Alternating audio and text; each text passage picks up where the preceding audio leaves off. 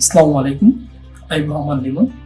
সবাইকে JIT institute এর web design and ডেভেলপমেন্টের সিএসএস টিউটোরিয়াল পর্বে স্বাগতম। চলুন আজকের ক্লাস শুরু করা যাক।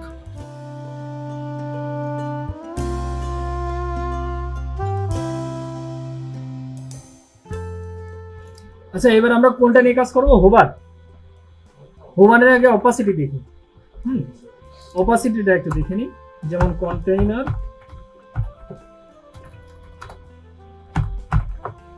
তারপর আসছে বক্স, দেন আসছে কি, আমরা কি নিয়ে কথা বলবো? অপাসিটি। আমরা চাচ্ছি কি, সাপোজ যে বক্স 4 আছে, এই 4 এর অপাসিটি অথবা ব্যাকগ্রাউন্ড চেঞ্জ কিভাবে করা যায় ওইটা। ঠিক আছে, তো আপনার এরকম থাকতে পারে না যে আমার একাধিক বক্স আছে, বাট আমি স্পেসিফিক একটা বক্সের কাজ করব, আলাদা আলাদা কাজ করব। ঠিক আছে, তো ওই নেওয়ার জন্য আমাদের নিতে হবে এনটিএস চাইল্ড। তো আমরা চাইল্ড নিয়ে কাজ করবো না? ওকে, চাইল্ড। এখন কত নম্বর চাইল্ড নিয়ে কাজ করবো? সাপোজ হচ্ছে 4। ঠিক আছে, তো আমি এখানে শুধু লিখে দেবো 4।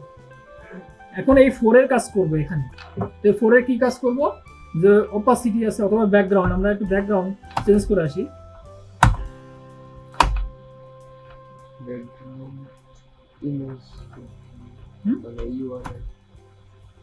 ইমেজ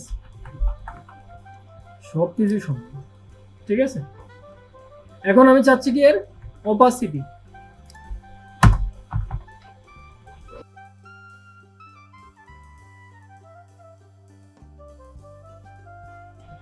(0.3) মানে কি 30%। ঠিক আছে, 30% অপাসিটি।